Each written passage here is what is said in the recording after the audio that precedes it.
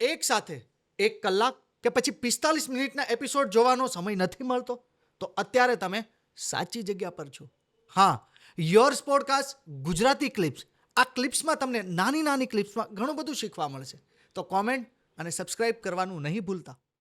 Sir, આ આટલી ફિલ્મમાંથી favourite character તમને એવું લાગે કે હા કે છે મારા દિલમાં આ કેરેક્ટર?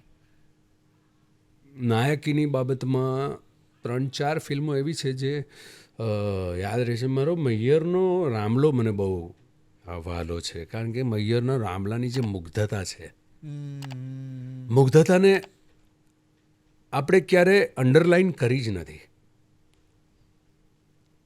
એમાં હું એ લાવી શક્યો હતો, એ રામલાની મુગ્ધતા લાવી શક્યો હતો. મને એ બહુ ગમતો મેકર છે, ગમતી ફિલ્મ છે, ગમતી વાર્તા છે, ને ગમતું એ પાત્ર છે જેના પ્રેમમાં હું છું.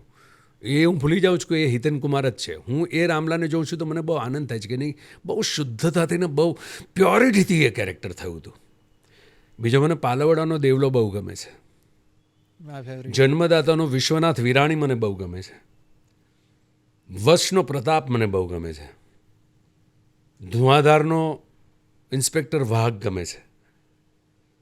એટલે એક કોઈ ફિલ્મ નહીં કહી શકાય, પણ સપોઝ રોમાન્સની મેં 40 ફિલ્મો કરી હશે તો એમાંથી 5 ફિલ્મો એવી હશે કે જે મારા હૃદયની ખૂબ નજીક છે. પણ હું નામ એટલા માટે નથી દેતો કારણ કે દરેકમાં મારું રેડવાનું તો એટલું જ હતું જેટલું મારી જાતને રેડવાનું હતું. પણ જ્યારે તમે મને મારી ચોઈસ પૂછો તો હું અંદર ખાનેથી કહી દઉં કે આની અંદર મેં ક્યાંક રિપીટ કર્યું છે મારી જાતને. જ્યાં બની શકે ત્યાં મેં વેરિએશન કરવાના પ્રયત્ન કર્યા, પણ એક સફળતા પછી છે ને તમારી પાસે ચોઇસીસ બહુ ઓછી રહે.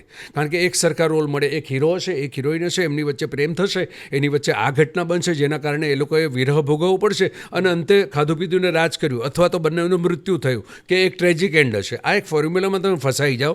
મેકર્સના પોઈન્ટ ઓફ વ્યૂથી તમે પ્રોડક્ટ બની જાઓ અને એના કારણે તમારે એક સરખા રંગની અમુક ફિલ્મો કરવી પડી હોય. એમાં પણ તમારી જાત તો તમે રેડી જ હોય, પણ એ ઓરિજિનલ નથી હોતી. હું જે 40માંથી 5-7 ફિલ્મો જે યાદ કરી રહ્યો છું એ પ્રકારના કેરેક્ટરની પહેલી ફિલ્મ હતી. વિહડ રાબા મને બહુ ગમે છે, એ જમાનામાં મેં કરી હતી. આજે વિજયગીરી બાવા ઐતિહાસિક ફિલ્મ લાવે છે, મેં એ જમાનામાં કરી હતી વિહડ રાબા, જેના માટે મેં 13 કિલો વજન વધાર્યું હતું. ને મેં મૈયર માટે એ સમયમાં મેં 14 કિલો વજન 2 મહિના અને 10 દિવસ, એટલે ટોટલ 70 દિવસમાં મેં 14 કિલો વજન કાઢ્યું હતું.